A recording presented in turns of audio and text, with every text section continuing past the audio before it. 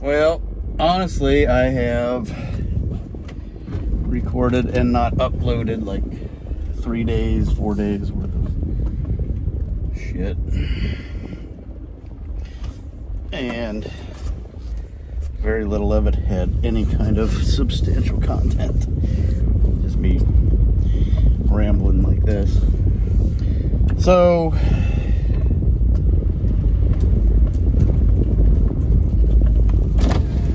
what's up? How you doing, man? What's up? I just got a quick question. Sure. This little flat roof up here, you got shingles or is that a rolled roof? It's rubber. It is? Yeah, Okay, it was tin and then rubber over top of I'm it. having all kinds of trouble with mine rolling underneath. Oh, yeah. And, you know, I wanted to make sure. Yeah, it's just rubber. Thanks, man. You bet.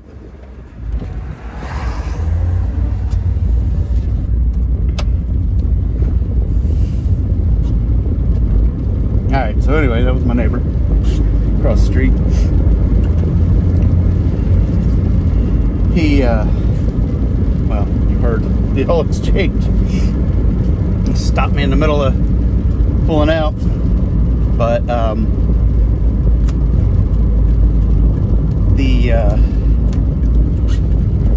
was it? Oh, I'm on my way to work. It's Sunday.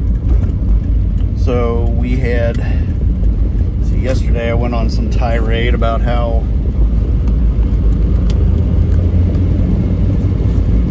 manufacturing and the industry really should have better ways to schedule, and how we just went through our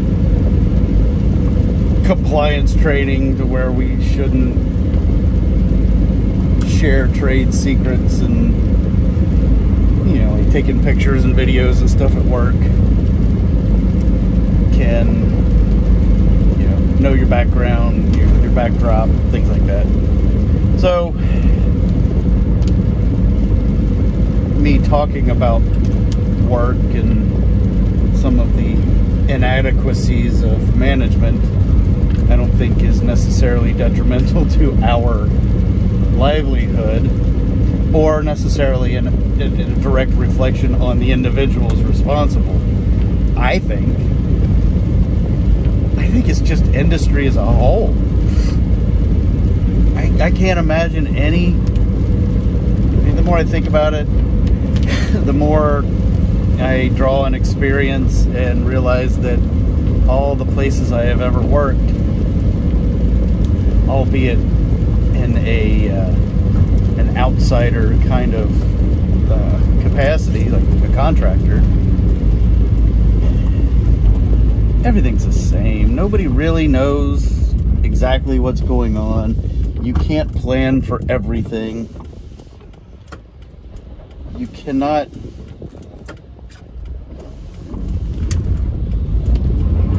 Ooh, wet. You can't. God damn it. My fault, dude. What out in front of this guy? I thought no traction. You can't expect to know every scenario, even with experience, knowing trends and things. But then you have some who are extra about it. Like, for example, a manager or a supervisor who would always, who would continuously say, oh my God, we're so behind, we have to step it up, we have to keep going, we have to do this, we're behind, we're gonna have to, oh, if we don't hurry up, we're gonna have to work extra. You know what? That does nothing. That does absolutely nothing for anybody. Everybody just looks at that and goes, why are you being so extra? Why are you being so weird? So the idea of, his heightened sense of urgency is manufactured. They are not showing any more concern or elevating their level of participation or concern for the company by being extra weird. When in fact, everybody knows that that person in this hypothetical scenario is always crying wolf or Chicken Little. And everybody knows it's all bullshit, and it does nothing to elevate production. It does nothing to increase morality or morality. It does nothing for morale. It does nothing for the camaraderie, except for everybody looks at everybody else and goes, this motherfucker, again, really? Don't be that guy. I mean, I try to be as even keel and calm through every situation. And to the point where if something does need to be elevated, those around me can sense the genuine urgency, and and I don't really even have to express it. I just have to say, look, here's what's going on. We're a little under the gun. We're a little behind. We have to step it up a little bit. Everybody knows what to do. Everybody knows what is expected. So let's just make it happen. And for the most part, that doesn't fail. You don't lead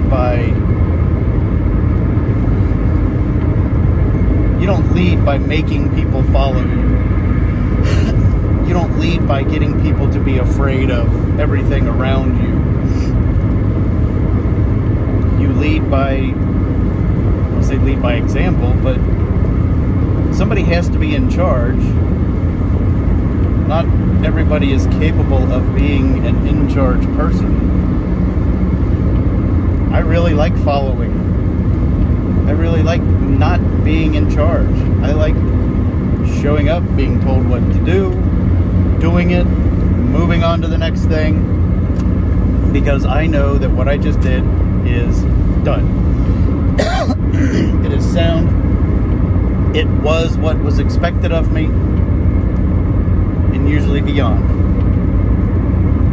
Not that I do extra, not that I go out of my way to do anything. It's just, I'm good at what I do. And I don't mind being a follower as long as the people that I'm following have their shit together. I've been in situations where you show up, and it could be anything from helping somebody move to a large get-together of just, community and people just gathering to accomplish a thing, a clothing drive, something where everybody is just expected to show up and just do.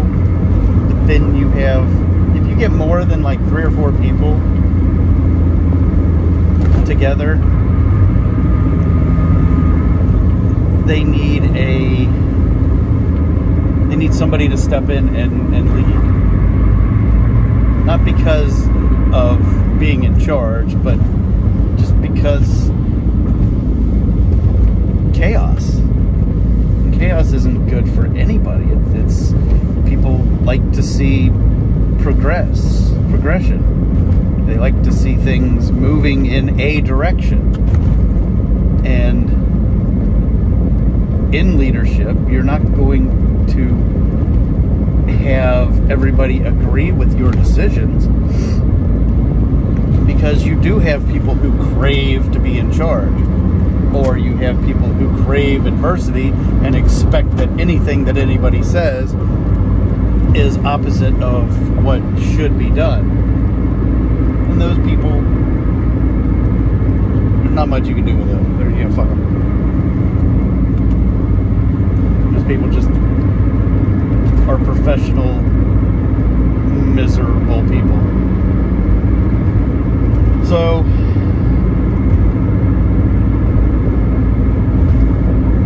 when you show up and there is nobody obviously in charge, or the person who is heading something displays, you know, inability, or you either try to build them up by not saying, hey, I'm here to help you. I will do whatever I can to get others to follow you. So trust me in helping you. You can't say that because sometimes that the words aren't available. So what you do is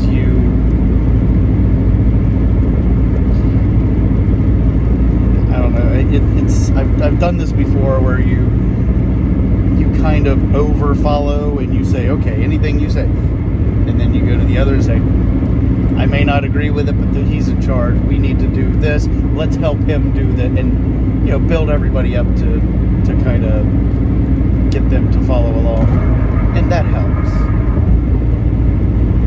And I've also been in situations where you show up to like move somebody, and you know, you would automatically assume that the person who is being moved or set everything up is the one in charge, but then you realize they really don't have their shit together, and not, some people just, I don't want to say they're incapable, you know, you got busy schedules, you got things you got to do, they need help, they called for help, you need to help them. So then I end up kind of stepping up and taking over what they've done, but not undercutting what they have started.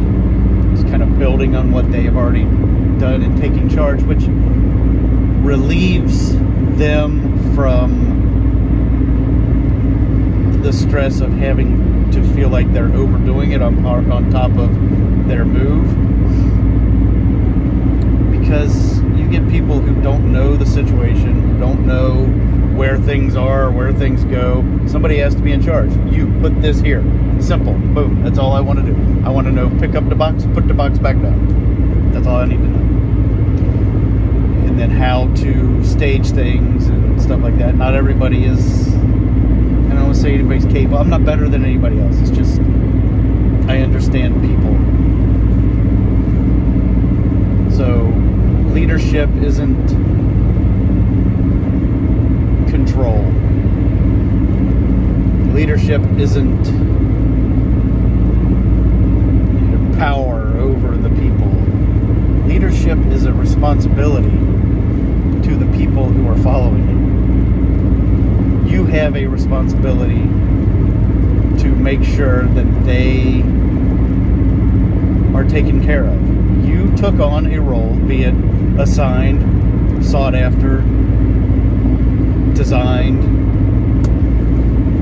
You have a role and a responsibility to those who are following you to give them the respect and the resources to complete their tasks, because most of the people who are there to help are there because they want to. Now in a job, they're there primarily, don't let anybody ever tell you that I love my job. You're there because you want to make money. That's number one. I don't give a fuck. I don't give a fuck about these parts. I don't give a fuck about these machines. I give a fuck about me showing up, clocking in, getting paid to do whatever I'm supposed to do, clock the fuck out, and go spend the money I just made. That's my goal. My goal is my family at home. I can give a fuck about anybody else around here. Number one. Secondly, with that, I do have a responsibility to perform in the way that is expected of me to get that money. So I do take on a bit of responsibility and a bit of I don't want to say pride, but a bit of pride in care of the machines. I care more about the people running the machines than I do the machines. I care more about the machines than I care about the parts. I'm not paid to be responsible for the product. I am being paid to be responsible for the machines that make the product, and in turn taking care of the product. The operators and the engineers are responsible for the safety of the product. I am responsible for the operations of the machine to handle the product safely in a way that doesn't damage it, because it's a safety critical part. So my loyalties, my responsibilities, your military, say, your corps, whatever. I don't give a fuck about that either. Not that I don't care about the people who are serving. I do care about them. But their traditions and their loyalties are theirs, not mine. I don't give a fuck about their loyalty to the Corps, to their country, God, and all that bullshit, which is bullshit to me. That's just a way, a mantra, a battle cry that is meant to align people. Mental games. I understand that too, but in the real world, that ain't shit. That don't mean nothing. You have a responsibility to everybody around you. Like driving. Right now I'm driving on a wet highway. It just got done raining. It's damp out, humid as fuck. And I have other people. I have this guy beside me who just passed me doing probably 75. I'm doing 64. I have a responsibility to give him the leeway and the space that he needs. And this guy's probably doing 70. I have a responsibility to stay out of their way and give them the space that they need to operate in the way that they see that they need to, or they see fit for themselves. In turn, they have a responsibility to not come into my lane, or to make sure that their vehicle is capable of doing 75, 80 miles an hour, or that they have the skills necessary to perform at those speeds in these conditions. You have a social responsibility to take care of the people around you. Number one, you have the responsibility to take care of yourself. And in doing so, in taking care of yourself and ensuring your own safety, you also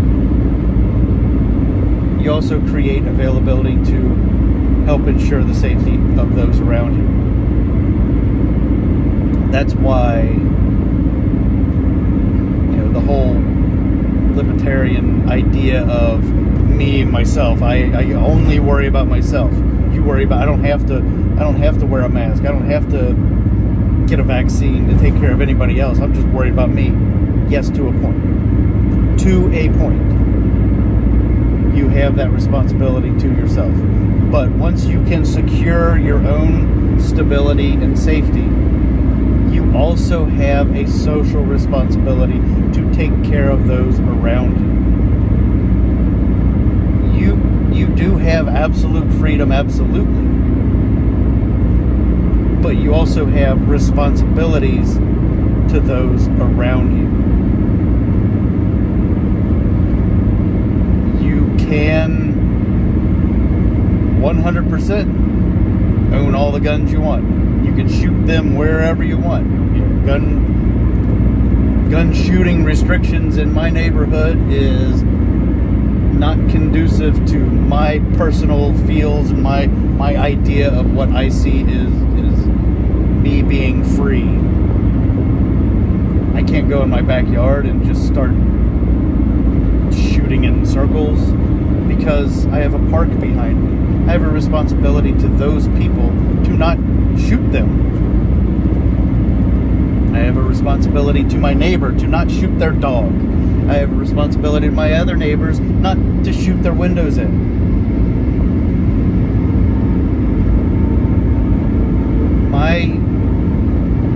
My pursuit of happiness and liberty should never come at the cost of disrupting another.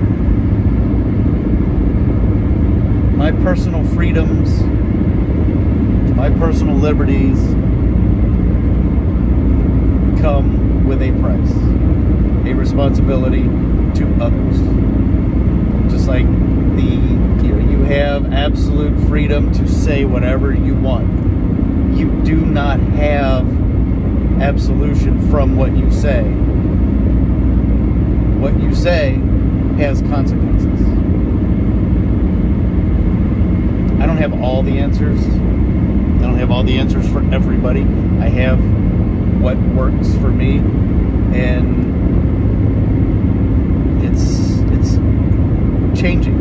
It always changes. With new information comes new perspective. I didn't always feel this way. I thought that if you weren't actively trying to make something better, if you weren't actively being the solution, you were the problem. And that's not always the case, because there are over almost 8 billion people on this rock. Humans, you and me, even really, really smart people, which you may be a really, really smart people, cannot understand large quantities, large numbers. We even take larger numbers and group them into smaller, digestible pieces. Like, I know what $100 is. I absolutely can understand, I can feel what $100 is. I can feel what $1,000 is. I can feel what 1,000 pieces of, a box of 1,000 screws. I know what that feels like. I can even look and I can feel a box of maybe 25,000 screws. But if you were to take 100,000 screws and dump them onto the ground, I would still have to bite those into almost like 1,000-piece sections so I could conceptualize just how many. I couldn't look at that and say, oh, that's 100,000. I don't understand 100,000. I know it's a value. I can conceptualize it. I understand where it fits. I understand the millions. I understand numbers. I understand quantities. I understand. But I cannot feel anything more than a few hundred. You get a few hundred people in a room, I can feel that. If I have a party and if I'm in a poker tournament or a small bar concert and there's 100 people there, 130, 200 people, I feel that. I know that's a number. You go to a giant festival with 25,000 people, I can't feel 25,000 people. I know there's 25,000 people. I know that's a number. I know that's 25 groups of 1,000 people.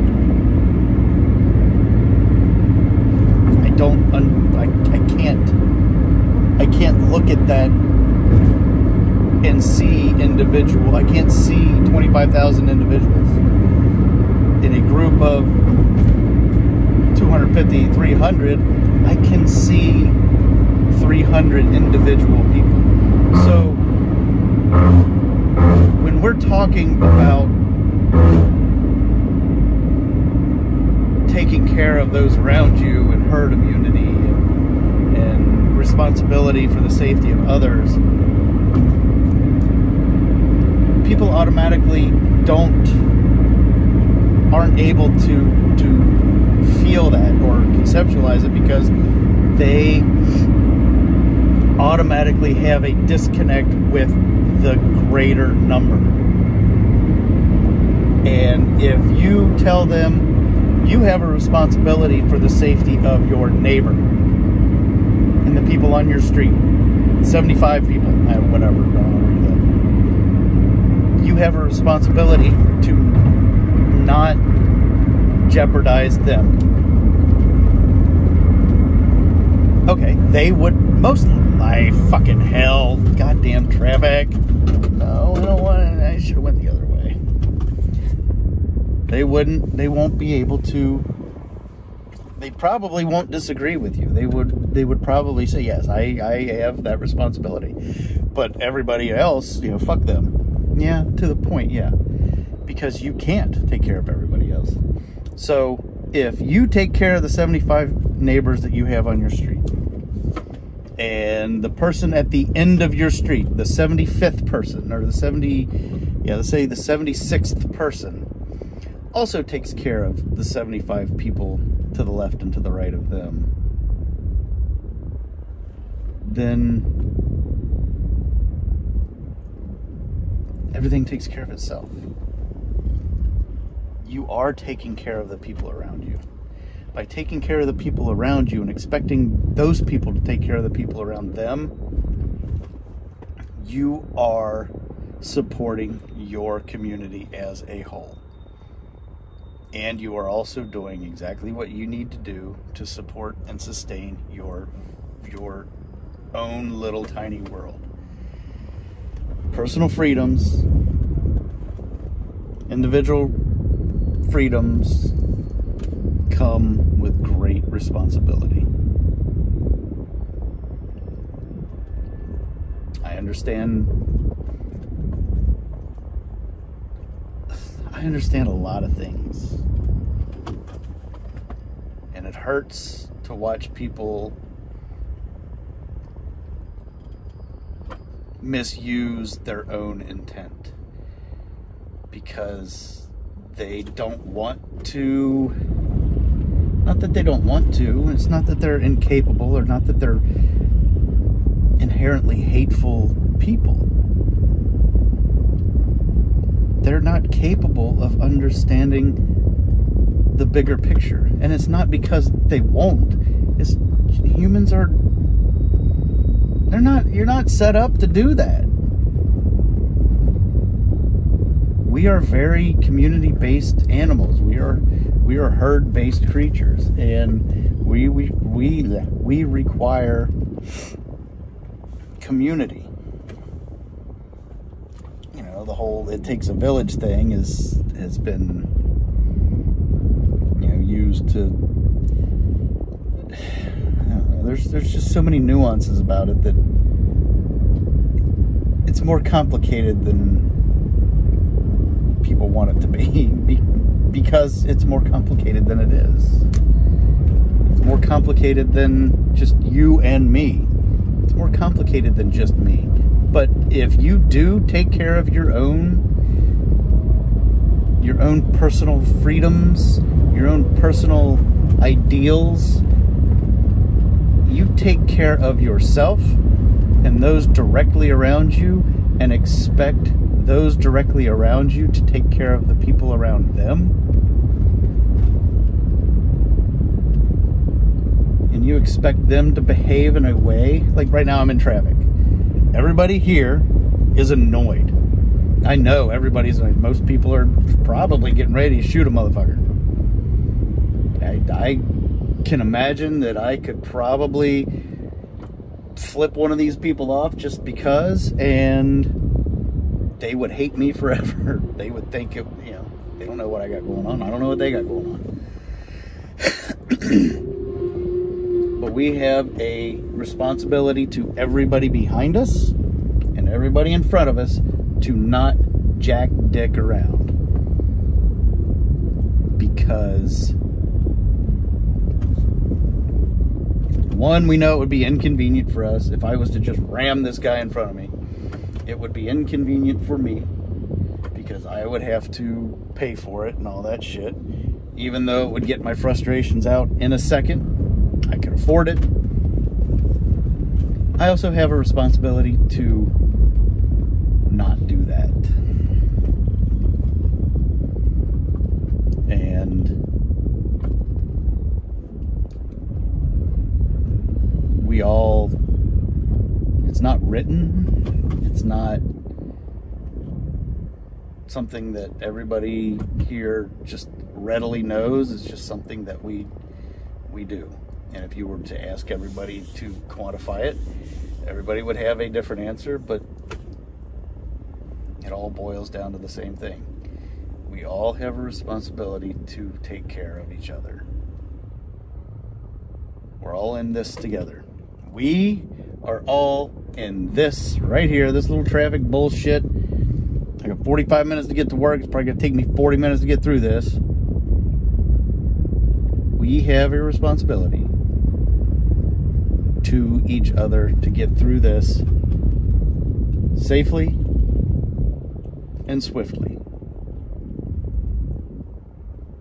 Some are capable of just navigating it without having to get all the way at the front and pull in front of people and expect people to just take care of them. Some people don't have the,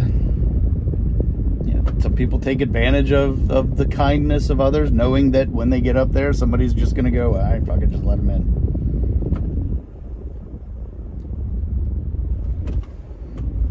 That's diversity. That's, it happens. It ain't great. I understand that too. I also understand people over in this lane coming off of 75 are coming into, right around the corner. They don't know what, they may know what's coming up, but they don't know exactly what's coming up. And then they get up here like, fuck, this is me. I got to get over. So I have less trouble letting them in now than I do after they see all the signs and they go all the way around like, oh, fuck it, I'll just get up to the front. Yeah, it's kind of dickish. But, with the responsibilities that we have to ourselves and to each other, I kind of need to make provisions for those kind of idiots. Those assholes. Those assholes are part of us, and that has to be factored in.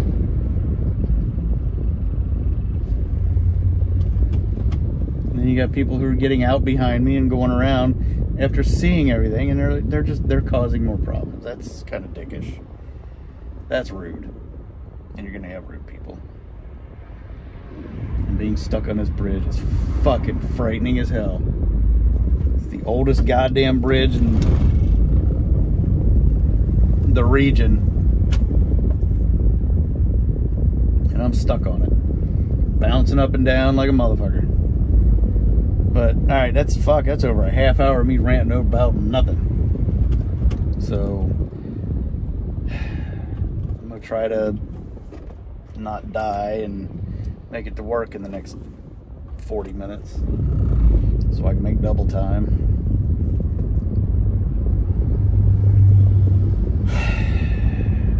This is bullshit. This is straight up bullshit. But, anyway. Alright, fuck off. I got shit to do.